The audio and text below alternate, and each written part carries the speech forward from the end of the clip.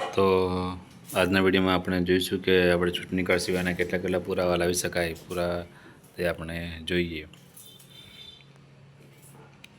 તો ફોટો સાથેનો પાસપોર્ટ હોય એ બી ચાલી શકે છે, ડ્રાઇવિંગ લાઇસન્સ હોય એ બી ચાલી શકે છે, ફોટા સાથેનું જે પાન કાર્ડ હોય એ બી ચાલે, રાજ્ય સરકાર, કેન્દ્ર સરકાર, પછી પબ્લિક લિમિટેડ કંપનીઓ તરફથી જે એમને ફોટા સાથે જે ઓળખ કાર્ડ આપેલું હોય 1 મહિના શરૂ થયા પહેલાં તો એ બી ચાલી શકે. બેંકો દ્વારા પોસ્ટ ઓફિસ તરફથી આપવામાં તે ફોટા સાથેની પાસબુક પણ ચાલી શકે. અનુસૂચિત જનજાતિ, પછાત વર્ગ ઓબીસીના હોય ફોટા સાથેનું પ્રમાણપત્ર પણ ચાલી જાય. પછી પેન્શનના પ્રમાણપત્ર હોય, માય સૈનિક પેન્શન બુક હોય, પેન્શન પેમેન્ટ ઓર્ડર, સૈનિકોની વિધવા, મોટી વ્યક્તિના પેન્શન ઓર્ડર એ પણ એપીસીના પુરાવામાં ચાલી શકે છે.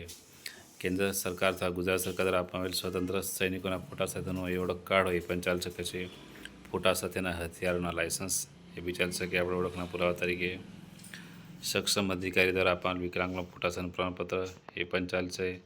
ચૂંટણી તારીખથી 1 માસ પહેલાં શરૂ થયેલો જે ખાસ આપણે ધ્યાન રાખવું જરૂરી છે. પછી રાષ્ટ્રીય ગ્રામ્ય રોજગાર બાંહેધરી યોજના હેઠળ આપવામાં આવેલો ફોટા સાથેનું જોબ કાર્ડ હોય એ બી ચાલી શકે. રાજ્ય કર્મચારી વીમા યોજના હેઠળ આપવાનું ફોટા સાથેનું ઓળખ કાર્ડ હોય એ પણ ચાલે. પણ ચૂંટણી તારીખથી 1 માસ પહેલાંથી હોવું જોઈએ, ખાસ જોવું જરૂરી છે.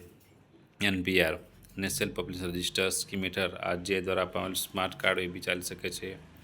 આધાર કાર્ડ પણ ચાલી શકે છે. આધાર કાર્ડ લાવે તો ખાસ તો આપણે આધાર કાર્ડ લાવે છે તો આધાર કાર્ડ, ચૂંટણી કાર્ડ ખાસ રાખે છે તો આ તમામ પુરાવાઓ લાવી શકે છે. એમાંથી ગમે તે એક પુરાવો હોય તો આપણે વોટિંગ કરવા દેવું જોઈએ અને ફરજિયાત પુરાવા લાવે એવું આપણે પોલિંગ ઓફિસરે ધ્યાન રાખવું જોઈએ. તો અમારા ચેનલમાં નવા હોય તો અમારી ચેનલ લાઈક કરો, શેર કરો, સબસ્ક્રાઈબ કરો.